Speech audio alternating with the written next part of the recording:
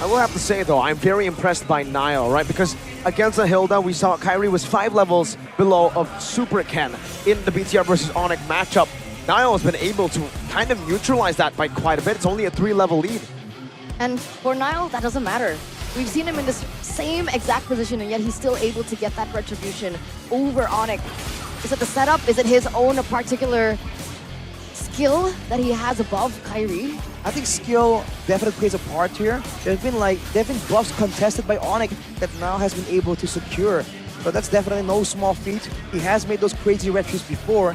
So that is definitely something that Geekfam can use. But I don't think they really want to bet everything on something that is just so risky, right? They want to go for something with a higher chance of succeeding. CW, he's posturing here. They're looking for a bait maybe before the setup for the neutral objective. The Lord is 18 seconds away. The players are feeling it. They're recalling in each other's faces. They're baiting each other out. But at the end of the day, it's still Onic with a 10K gold lead. It feels like a Olivia Rodrigo song. Ooh, what is that? Deja vu. Deja vu.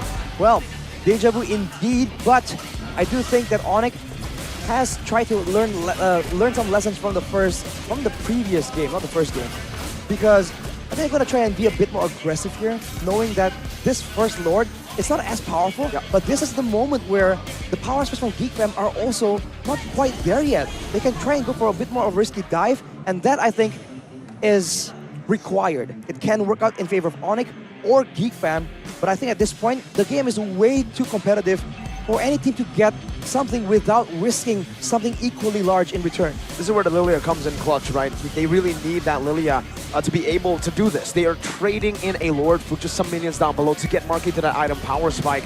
The Lilia helped, and we saw that earlier as well in game number 5. I think the orange one was stolen by CW right there. There's one in the hands of Marquis though, but CW was the one closer. So we'll have to see. The waves are being set up right here. I think Sans will be comfortably just pushing on the bottom side, coming in with the hard guard. Into who? That is the main question. That is what Geekfam has to anticipate. You see the Blooms already in that mid lane, helping chunk it down. Even Marky just shreds it. Kyrie in the front, the true damage, a fade away. The hard guard comes in clutch. Raging Sandstorm coming into the back line right now with Niall as well, but it's Luke who ends up losing his life a bit too hasty. But they have defended. They have defended, and Marky finally gets that item power spike that you mentioned earlier on.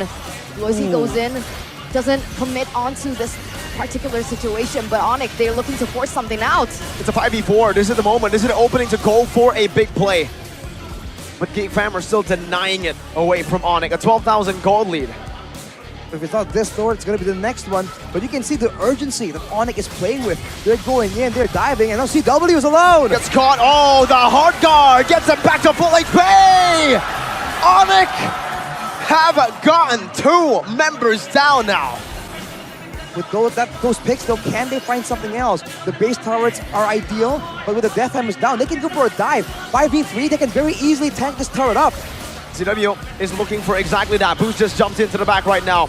He can't get too greedy though. They need to still stay disciplined. They don't have the many waves for now. It's building up again. 10 seconds for Beloy, 13 for Niall. Some good damage on the CW. Oh, it has popped the Rose Gold. That's a big whip for a Geekfam. I thought that could have been it. I thought Me they could too. have ended that. I was already on the edge of my seat there. Ladies and gentlemen, again, this grand finals is everything that we have been waiting for, everything that we have asked for. 14K gold lead, and it really doesn't matter at this point. It just takes one particular moment for things to turn around. As we take a look at the instant replay here by the Samsung Galaxy S23 Series 5G. Yeah, CW was so aggressive, but So you have to close. wonder now, was that a bait, right? Was he intentionally flashing himself towards the side of Geekfam to try and draw a reaction? And if they don't get to seal the deal, if the hard guard comes in at the right moment, credit to Gila Sans, that could be it, man. That could be what Geekfam needs to avoid, overextending, and unlike what they did in the previous game. We have Mahaka Square completely distracted. No, wait, hypnotized silent. by how amazing this game is. There's tension for sure, man. You can cut it with a knife. On the top side, though, with the wave building in, seems like I think Onic are gonna try to make a play without the Lord just yet. Can't work out. Can they go for more afterwards, though? Never mind. The Lord's still going to be marching, but honestly, with everything that you guys mentioned earlier on, I feel like this is where a boy thrives. The fact that he's able to clear really quickly will give Onic a run for their money. They need to be able to engage onto the members of Geek Fam.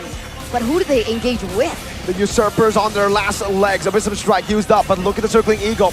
Knocks 3 members out right now, and that's going to be CW. Battlemir Rebish, Woloyski gets taken down. The base is wide open, but minion waves have been cleared out. Take a look at that. Niall's dealing with it right now. It's still going to be Marky taken down. Onic! This might be it. The Kings have descended from the skies back to Earth. Feel the grace of their presence. 3-peat, the first time in history. The Kings of the Galaxy, the gods of the game. Onic